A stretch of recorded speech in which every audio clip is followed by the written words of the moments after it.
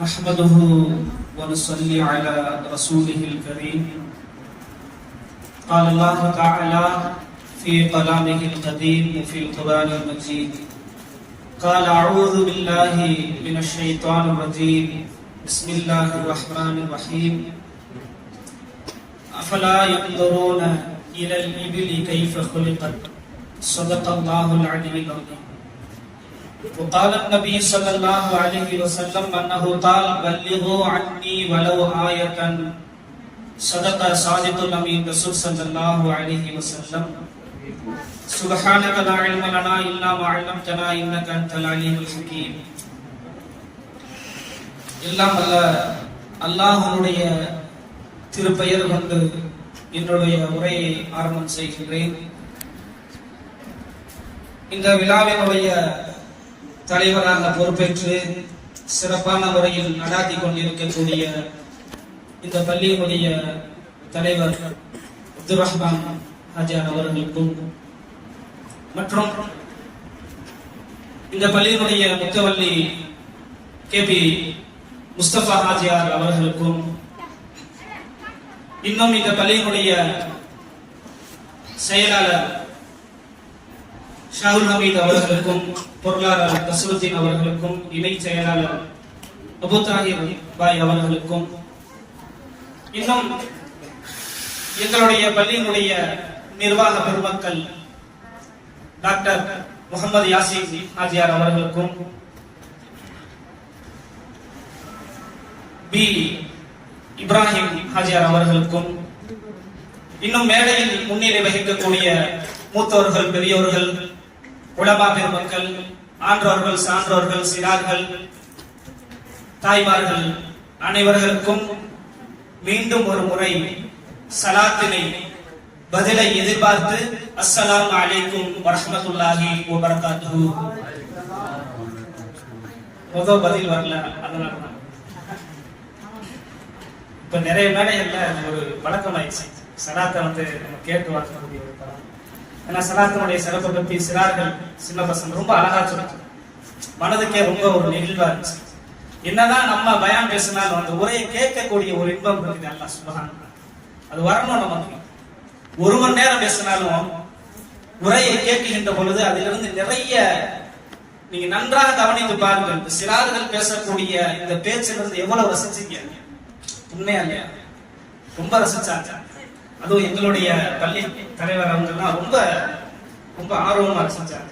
அதுதாங்க வேணும். ஏன்னா நாளைய தலைமுறையை நாம் எப்படி உருவாக்குகிறோம், பள்ளியிலிருந்து ரஹ்மத்தான அல்லாஹ்வுடைய ரஹ்மத் இறங்கக்கூடிய இந்த பள்ளியிலிருந்து உருவாகக்கூடிய இந்த குழந்தைகளை அல்லாஹ் தஆலா இறுதி வரை ஈமானோடு இருக்க நிலைத்திருக்க செய்வானாக. நல்ல கல்வி, துன்யா ஆখিরাவுடைய கல்வி அல்லாஹ் நிரப்பமாக தருவானாக. ஈமானோடு வாழ்ந்து ஈமானோடு அல்லாஹ்வை சந்திக்கக்கூடிய அந்த நசீபை அல்லாஹ் நம் யாவருக்கும் நசீபாக்கி தருவானாக. ஆமீன். கண்ணியத்திற்குரிய பெருமக்களே, இந்த விழா இருக்கிறது, இது நபி ஸல்லல்லாஹு அலைஹி வஸல்லம் அவர்களுடைய விழா. என்னங்க நபி ஸல்லல்லாஹு அலைஹி வஸல்லத்துக்கு விழா எடுத்திருக்காங்களா? யாராவது எடுத்திருக்காங்களா? சஹாபா. இப்படி நிறைய கேள்வி, குழப்பங்கள். இதுக்கு ஒரே ஒரு விஷயம், அல்லாஹ் தஆலா அல் குர்ஆன்ல நிறைய இடங்கள்ல நபி ஸல்லல்லாஹு அலைஹி வஸல்லம் அவர்களுடைய வருகை பற்றி முன்னறிவிப்பு செய்கிறார். இப்படி ஒரு நபி வருவார், அவங்களுடைய குணம் இப்படி இருக்கும். எல்லா வேதங்களிலும் குர்ஆன் தான், நம்ம குர்ஆன் மாத்திரம் அல்ல, ஓதப்படக்கூடியது. குர்ஆன் என்று சொன்னால் அதனுடைய பொருள் என்ன? ஓதப்படக்கூடியது. தௌராத் ஓதப்பட்டது, இன்ஜீல் ஓதப்பட்டது, சபூர் ஓதப்பட்டது. அதனுடைய வரிசையில் குர்ஆனும் ஓதப்படக்கூடியது என்ற அடிப்படையில் அல்லாஹ் தஆலா எல்லா வேதங்களிலுமே அருமை நாயகம் ஸல்லல்லாஹு அலைஹி வஸல்லம் அவர்களை பற்றி உண்டான வருகையை அல்லாஹ் பதிவு செய்து கொண்டே வருகிறார். கடைசியில ஒரு தூதர் வருவார்.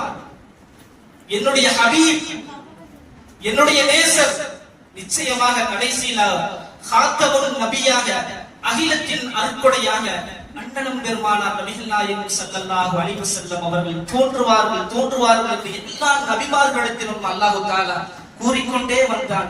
இறுதியாகத்தான் அல்லாஹ் தஆலா நம்ம நபியை அனுப்புனான். இப்ப சொல்லுங்க, யாருங்க விழா எடுத்தது? நாம விழா எடுக்கிறோமா அல்லது அல்லாஹ்வுடைய முன்மாதிரியை நாம் எடுக்கிறோம்? யோசித்து பாருங்க. இப்ப நம்ம இந்த விழா பிறப்பு உதய நபியின் உத்தம நபியின் உதய தின விழா நம்ம எடுக்கிறோம். இது அடிப்படை யாருங்க? யாரு காட்டி தந்தது? அல்லாஹ் தஆலா காட்டி தந்தது. இதை நம்ம புரிந்து கொள்ள வேண்டும். நிறைய நபர்கள் இன்னைக்கு அதாவதுங்க பள்ளிவாசலோட தொடர்புல தான் இருப்பாங்க, அல்லது சில இடங்கள்ல பள்ளி நிர்வாகிகளா தான் இருக்கிறாங்க. இருந்தாலுமே அவங்களுக்கு ஒரு நெருடல் இருக்குது. ஏன்னா நிறைய நபர்களுடைய அந்த பதிவுல முதல்ல எல்லாம் பள்ளிவாசல்னா இமாம் பயான் பேசுவாங்க, அப்படித்தானங்க? ஜும்மால இமாம் பெருமக்கள், படித்தவர்கள், அறிஞர்கள் பேசுவாங்க. இன்னைக்கு யார் வேண்டாலும் பேசலாம். உண்மையா இல்லைங்க? யார் வேண்டாலும், ஒரு மைக்கு கிடைச்சா, ஒரு மொபைல் கிடைச்சா போதும், யார் வேண்டாலும் பயான் பேசலாம். அதனால மார்க்கத்தை பத்தி சரியா தெரியாம புரியாம எல்லோரும் பயான் பேசுறாங்க. நிறைய குழப்பங்கள் இதனால ஏற்படுது. அதனால பள்ளிவாசல்ல இருக்கக்கூடிய நிர்வாக பெருமக்கள், ஏன் சில இமாம்களே என்ன செஞ்சுறாங்கன்னா தடுமாறிடுறாங்க. எப்படா இது இவ்வளவு ஆதாரமா சொல்ற மாதிரி தெரியுது அப்படின்னு அவங்களுக்கே ஒரு சின்ன ஒரு டவுட் வருது. அப்படி அல்ல. நபிகள் நாயகம் ஸல்லல்லாஹு அலைஹி வஸல்லம் அவர்களுக்காக சஹாபாக்கள் செய்தது எத்தனை விழாக்கள் எடுத்திருக்கிறார்கள் தெரியுமா? நம்ம இந்த விழா நம்ம பயன்படுத்துறோம், அந்த காலத்துல விழான்னு பயன்படுத்தல. அதான் வித்தியாசம். நபி ஸல்லல்லாஹு அலைஹி வஸல்லம் அவங்களை பத்தி அவங்க பேசுவதை இன்பமாக கருதினார்கள். நம்ம விழாவா எடுத்துதான் கொண்டாட வேண்டிய ஒரு சூழல். அப்பதான் மக்கள் வருவார்கள். அனுதினமும் ஒவ்வொரு நொடி பொழுதும் அருமை நாயகம் ஸல்லல்லாஹு அலைஹி வஸல்லம் அவருடைய பேச்சை அவர்கள் மூச்சாக, ரத்தமாக, உயிரோட்டமாக கருதினார்கள். அதன் விளைவாகத்தான் சஹாபாக்களை அல்லாஹ் தஆலா புகழ்ந்து ரலியல்லாஹு அன்ஹும் வரது அன்ஹு, நான் பொருந்திக் கொண்டேன் என்று அல்லாஹ் தஆலா பதிவு செய்கிறான். காரணம், அவங்க யாரை எடுத்தாங்க?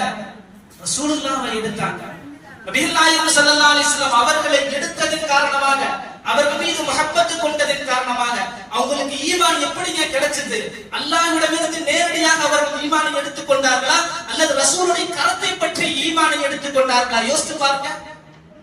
அவங்க அல்லாஹ்வை ஏத்துக்கிட்டாங்க. யாரை வச்சு ஏத்துக்கிட்டாங்க? என்னை வச்சு ஏத்துக்கிட்டாங்களா? உங்களை வைத்து ஏற்றுக்கொண்டார்களா? அல்லது குர்ஆனை மாத்திரம் வைத்துக் கொண்டு ஏற்றுக்கொண்டார்களா? இல்லை, விளக்க உரையாக இருந்த அகிலத்தின் அருட்கொடை அன்னலம் பெருமானார் நபிகள் நாயகம் ஸல்லல்லாஹு அலைஹி வஸல்லம் அவர்களுடைய விளக்கத்தின் காரணமாக, அவர்களுடைய முஹப்பத்தின் காரணமாக தான் இஸ்லாத்தை ஏற்றுக்கொண்டார். வரலாறுகள் நிறைய பதிவு செய்கிறது, நிறைய விஷயங்களை பேசுகிறது. ஹதீஸை நீங்கள் புரட்டிக் கொண்டீர்கள் என்றால் சஹாபாக்கள் ஈமான்தாரியாக, சஹாபாக்கள் சொர்க்கத்திற்குரியவர்களாக, சஹாபாக்கள் இன்றைக்கும் பேசப்படுவதற்கு காரணம் அருமை நாயகம் ஸல்லல்லாஹு அலைஹி வஸல்லம் அவர்கள் மீது மஹப்பத்து தான் காரணம். அவருடைய மஹப்பத்து தான் ரசூலுடைய அந்த மஹப்பத்து தான் அவர்கள் ஈமான் கொள்வதற்கு காரணியாக இருந்தது சொன்னால் அது மிகையான வார்த்தை அல்ல, மிகையான வார்த்தை அல்ல.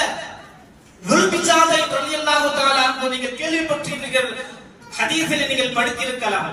துல்பிஜாதை யாருங்க? இந்த துல்பிஜாதை இவருக்கு வயசு எத்தனைங்க? இவருடைய செல்வாக்கு என்ன? இவருடைய பேக்ரவுண்ட் என்ன? துல்பிஜாதைங்கிறவரு 13 வயது சிறுவர். இவங்க நபி ஸல்லல்லாஹு அலைஹி வஸல்லம் அவங்களை பத்தி கேள்விப்படுகிறார்கள், பார்க்கல, இவங்களை பார்க்கல, கேள்விப்படுகிறார்கள். உண்மையை பேசக்கூடியவர்கள், உறவுகளை ஆதரிக்கக்கூடியவர்கள், பெண்களை கண்ணியப்படுத்தக்கூடியவர்கள், அனாதைகளுடைய தலையை தடவக்கூடியவர்கள், அன்பாக பாராட்டக்கூடியவர்கள். இப்படி கேள்விப்படுறாங்க. முஹப்பத் ஏறுகிறது, இதயம் முழுவதும் முஹப்பத். அவர்களை காண வேண்டும் என்று தன்னுடைய தாயிடத்திலும், அவர்களுக்கு தந்தை கிடையாது, தன்னுடைய சாச்சாவுடைய வளர்ப்பில், சாச்சா எப்படிப்பட்ட ஆள்? நல்ல வசதி படைத்தவர். அவர் துல்பிஜாதை என்கிற அந்த சிறுவருக்கு, உனக்கு என்ன வேண்டுமோ எடுத்துக்கொள், எது வேண்டுமானாலும் எடுத்துக்கொள், அனைத்தும் உனக்குத்தான், எனக்கு பிறகு அனைத்தும் உனக்குத்தான். யாருங்க? சாச்சா, சின்னத்தாவனுடைய சின்னத்தா சொல்றாரு துல்பிஜாதை. இவ்வளவு அன்போடும் பாசத்தோடும் வளர்த்து வரக்கூடிய துல்பிஜாதை நான் நபியை காண வேண்டும் என்று கூறுகிறார். தன்னுடைய சின்ன தந்தை சாச்சாக்கு சொல்றாரு, நான் நபியை முஹம்மது ரசூலுல்லாஹி ஸல்லல்லாஹு அலைஹி வஸல்லம் அவர்களை காண வேண்டும் என்று விரும்பி வேண்டி கேட்டுக் கொள்கின்ற பொழுது அவர் கூறுகிறார், இவ்வளவு செல்வாக்காக உன்னை வளர்த்திருக்கிறேன், அன்போடு பாசத்தோடு உன்னை நான் வளர்த்திருக்கிறேன், என் சொத்துல எது வேண்டுமானாலும் எடுத்துக்கொள், ஆனால் முகம்மது மாத்திரை நீ பார்க்கணும். அந்த அளவுக்கு நபி ஸல்லல்லாஹு அலைஹி வஸல்லம் அவர்கள் மீது உண்டான வெறுப்பு. அவர்களை பார்க்க கூடாது, தடை செய்கிறார். தாயிடம் முறையிடுகிறார். நான் காண வேண்டும் என்று தந்தை இல்லாத அந்த துல்பிஜாதை தாயிடமும் முறையிடுகிறார். நான் செல்ல வேண்டும் என்று அடம்பிடிக்கிறார். இறுதியாக அவர்களை வீட்டு காவலில் வைக்கப்படுகிறார் அவருடைய அன்னை. தன்னுடைய மகனை சிரமத்தின் பொழுதும் பெற்றெடுத்த அந்த அன்னையை வீட்டு காவலில் வைத்து நீ வெளியே சொல்லக்கூடாது என்று கட்டளையிட்டு அவர்களை சித்திரவதைக்குள்ளாக்கப்படுகிறார்கள் தன்னுடைய சின்னத்தா மூலம். இருந்தாலும் பெத்த மனம் பித்தல்லவா, இவர்களை எப்படியும் நான் முகம்மதை சந்திக்க வேண்டும் என்ற அடிப்படையில் துல்பிஜாதை முடிவெடுத்து அவருடைய சின்னத்தாவிடம் மறுபடியும் கூறுகிறார், நீ போய்கோ, நீ பார்க்க வேண்டும் என்றால் நீ சென்று விடு, ஆனால் என்னுடைய ஆடை, நான் வாங்கி தந்த ஆடை, நீ போட்டிருந்த டிரஸ் என் டிரஸ், என்னுடைய சம்பாத்தியத்தில் என்னுடைய சொத்தில் இருந்து அணிந்திருக்கிறாய், ஆடையை கழட்டி வச்சுக்கிட்டு என்ன செய்ய முடியும்? 13 வயசு. இன்னைக்கு சின்ன பசங்களை என்ன செய்யறாங்க, கூச்சு சுபாவம் இருக்கும். ஆனா சின்ன ஒரு 13 கிட்டத்தட்ட இளைஞர்களுடைய அந்தஸ்தில் இருக்கக்கூடிய துல்பிஜாதை நபி ஸல்லல்லாஹு அலைஹி வஸல்லம் அவருடைய மஹப்பத்தில் முழுவதும், இதயம் முழுவதும் நபிகளாருடைய அன்பில் திளைத்திருக்கிறார்கள். மானம் பெரிதாக தெரியவில்லை, மரியாதை பெரிதாக தெரியவில்லை, சொத்துக்கள் பெரிதாக தெரியவில்லை, தன்னுடைய சாச்சாவுடைய அந்த வசதி வாய்ப்புகள் எதுவும் அவருடைய கண்ணுக்கு தெரியவில்லை. அவருடைய கண்ணுக்கு தெரிந்ததெல்லாம் அருமை நாயகம் ஸல்லல்லாஹு அலைஹி வஸல்லம் அவருடைய மஹப்பத்து தான். இதயம் முழுவதும் நிரம்பி இருக்கிறது. அல்லாஹ் தஆலா அந்த மஹப்பத்தை நம்முடைய கல்வியில் அல்லாஹ் உருவாக்கி தருவானாக. ஆமீன். ஆடையை களைந்து வைத்துவிட்டு வெளியே செல்லுகின்ற பொழுது அவருடைய தாயார் 2 சாக்கு பைய கொடுக்கிறாங்க. 2 சாக்கு, மேலாடையாகவும் கீழாடையும் அணிந்துகொள் என்று 2 சாக்கு, தடிமனான சாக்கு. அதை மாத்திரம் கீழே அங்கியாகவும் மேலே சட்டை மாதிரி பயன்படுத்திக் கொண்டு அவர் வருகிறார். நடுநிசி நேரம், கடுமையான குளிர். நபி ஸல்லல்லாஹு அலைஹி வஸல்லம் அவர்களுடைய அல்லாஹ்வுடைய கட்டளை என்ன தெரியுமா? குர்ஆன் போதிக்கிறது, அருமை நாயகம் ஸல்லல்லாஹு அலைஹி வஸல்லம் அவர்களுடைய வீட்டு கதவை நீங்கள் தட்டக்கூடாது. இது குர்ஆனுடைய கட்டளை. நபி எப்பொழுது வருகிறார்களோ அப்பொழுதுதான் நீங்கள் காண வேண்டும். குர்ஆனுடைய வசனம். ஆனால் தெரியாத அவருக்கு.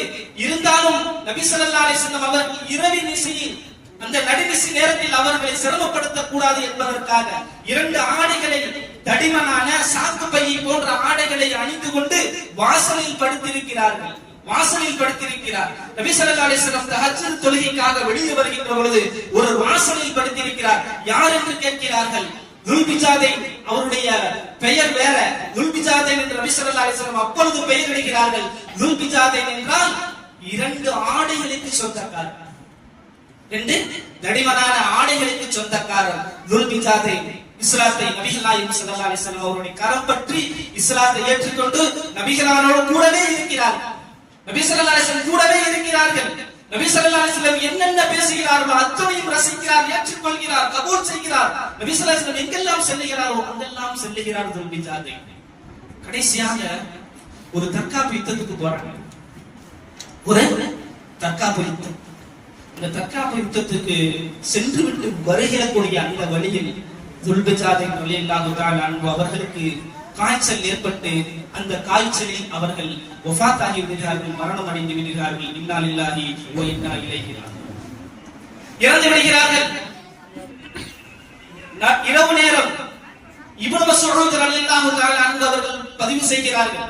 நபி ஸல்லல்லாஹு அலைஹி வஸல்லம் அவர்களுடைய அருமை தோழர் இப்னு மஸ்ஊத் அவர்கள் கூறுகிறார்கள், நான்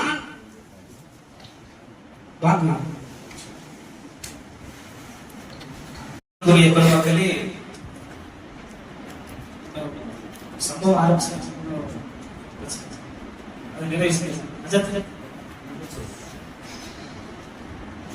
நபி ஸல்லல்லாஹு அலைஹி வஸல்லம் அவர்கள் மீது அதிகம் மஹப்பத் கொண்ட துல்பிஜாதை இரவில் வஃபாத் ஆகிறார். இப்னு மஸ்ஊத் ரலியல்லாஹு தஆலா அன்ஹு அவர்கள் அறிவிப்பு செய்கிறார்கள். அவர்கள் கூறுகிறார்கள், என்னுடைய கூடாரத்திலிருந்து நான் வெளியே எட்டி பார்க்கிறேன். ஏதோ பூமியை தோண்டுவதை போல ஒரு சத்தம், கடப்பாறைகளும் இது போன்ற ஆயுதங்களால் பூமியை ஏதோ தோண்டிக் கொண்டிருப்பதை போன்ற ஒரு உணர்வு. வெளியே எட்டி பார்க்கிறேன். நபி ஸல்லல்லாஹு அலைஹி வஸல்லம் அவர்கள் நின்று கொண்டிருக்கிறார்கள். அபூபக்கர் சித்தீக் ரலியல்லாஹு தஆலா அன்ஹு நிற்கிறார்கள். உமர் ரலியல்லாஹு தஆலா அன்ஹு இருக்கிறார்கள், அலி ரலியல்லாஹு தஆலா அன்ஹு இருக்கிறார்கள். இப்படி மூத்த சஹாபிகள் எல்லாம் சுற்றி நின்று கொண்டிருக்கிறார்கள். அருமை நாயகம் ஸல்லல்லாஹு அலைஹி வஸல்லம் அவர்கள் கபரை தோண்டி அவர்களை கூறுகிறார்கள். இப்னு மஸ்ஊத் கூறுகிறார், அவர்கள் நபி ஸல்லல்லாஹு அலைஹி வஸல்லம் தாமாக முன்வந்து கபரை தோண்டுகிறார்கள். நபி ஸல்லல்லாஹு அலைஹி வஸல்லம் கபரை தோண்டி அதற்கு பிறகு ஜனாசா அங்கே வைக்கப்பட்டிருக்கிறது. ஜனாசாவை அபூபக்கர், உமர், உஸ்மான், அலி 4 நபர்களும் அந்த ஜனாசாவை எடுத்துக் கொடுக்க கபருக்குள்ளே இருந்த அருமை நாயகம் ஸல்லல்லாஹு அலைஹி வஸல்லம் அவர்கள் அந்த ஜனாசாவை ஸுல்பிஜாதினுடைய ஜனாசாவை வாங்கி அடக்கம் செய்கிறார்கள். பூமி குழியில வைக்கிறார்கள். வஜ்ர அருமை நாயகம் ஸல்லல்லாஹு அலைஹி வஸல்லம் அவர்கள் கூறுகிறார்கள், அல்லாஹ்விடத்திலே இதுகரம் ஏந்தி இறைஞ்சுகிறார்கள், அல்லாஹும்ம இன்னி அம்சைது ராதியா ஸுல்பிஜாதைன் ஃபர்தான். யா அல்லாஹ், ஸுல்பிஜாதைனை நேற்று மாலை நேரத்தில் நான் பொருந்திக் கொண்டேன். ஃபர்தான், அவரை நீயும் பொருந்திக் கொள்வாயாக. அல்லாஹ்வுடைய பொருத்தம் வேண்டும், என் பொருத்தத்தை பெற்ற ஸுல்பிஜாதை யா அல்லாஹ் நீயும் பொருந்திக் கொள்வாயாக என்று அல்லாஹ்விடத்திலே இருகரம் ஏந்தி இறைஞ்சுகின்ற இந்த காட்சியை பார்த்த இப்னு மஸ்ஊத் ரலியல்லாஹு தஆலா அன்ஹு அவர்கள் கூறுகிறார்கள், அந்த ஜனாசா நானாக இருக்கக்கூடாதா என்று பெரும் ஆவல் எனக்குள் ஏற்பட்டது என்கிறார்கள். காரணம் என்ன? அதாவது விளம்பர விரும்பிகள் என்ன தெரியுமா நினைப்பாங்க?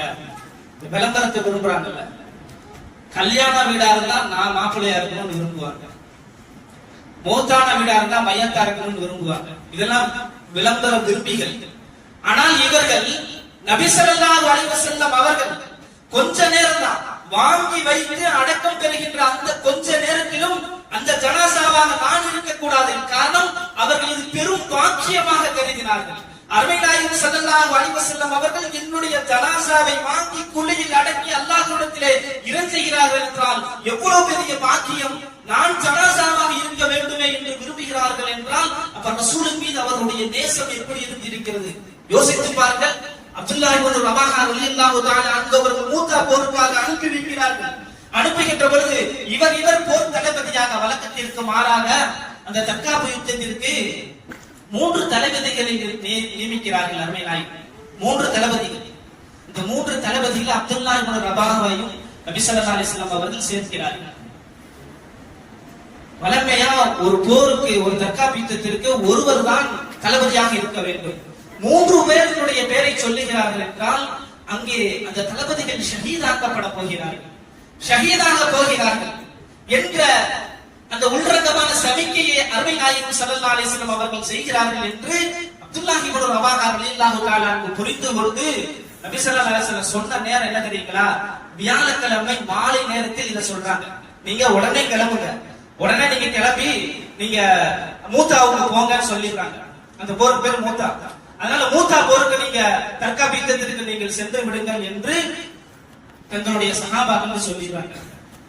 அப்துல்லாஹ் இப்னு ரவாஹா ரலியல்லாஹு தஆலா அன்ஹு அவங்களுக்கு போறதுக்கு மனசு இல்ல. ஏன்?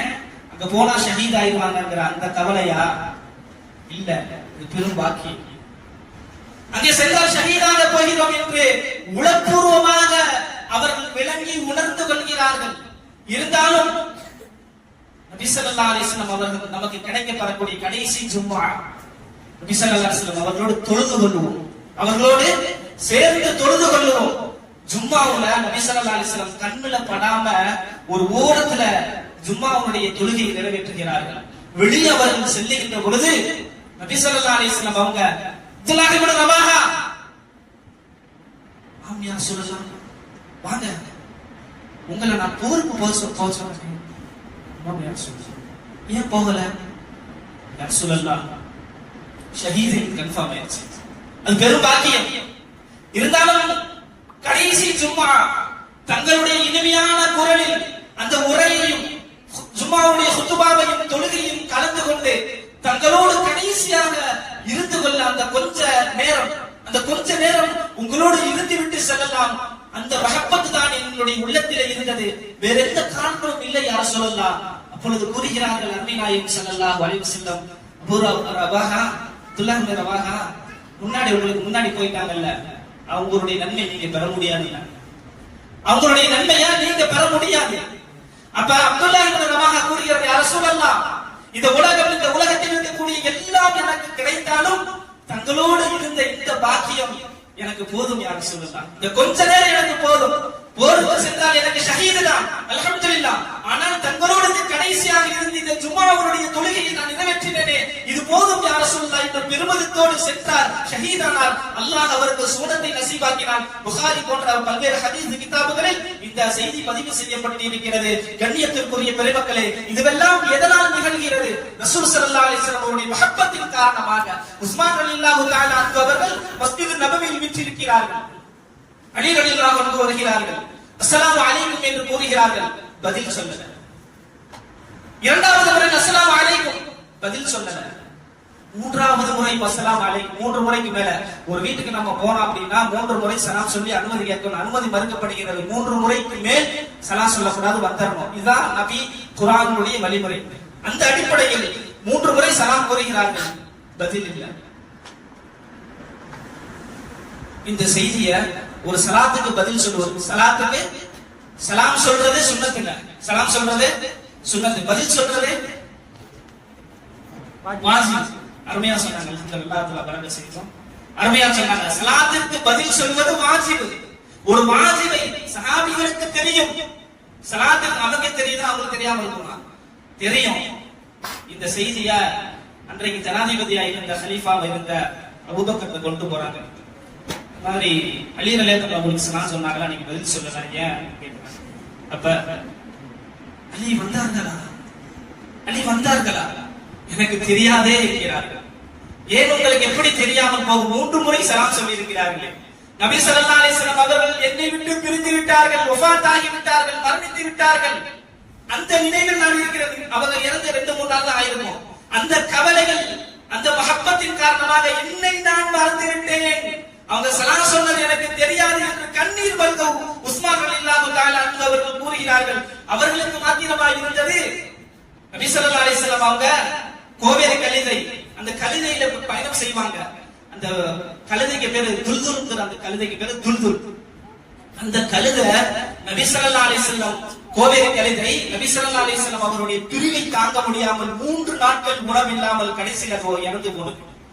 நபி ஸல்லல்லாஹு அலைஹி வஸல்லம் அவர்கள் மீது எந்த அளவு அவர்கள் பாசமும் நேசமும் கொண்டிருந்தார்கள், அந்த நேசத்தினுடைய வெளிப்பாடு தான் இந்த மீளாளர்களார்கள் என்பதை நாம் கவனத்தில் கொள்ள வேண்டும். அல்லாஹ் தஆலா அந்த நபிகள் நாயகம் ஸல்லல்லாஹு அலைஹி வஸல்லம் அவர்களை அதிகம் நேசம் கொண்டு இது போன்ற பல்வேறு மீளாள் விழாக்களில் பங்கெடுக்கக்கூடிய தௌஃபீகை பாக்கியம் அல்லாஹ் நம் அனைவருக்கும் தந்தருள் புரிவானாக. வாய்ப்புக்கு நன்றி கூறி விடைபெறுகிறேன். அஸ்ஸலாமு அலைக்கும் வரஹ்மத்துல்லாஹி வபரகாத்துஹு.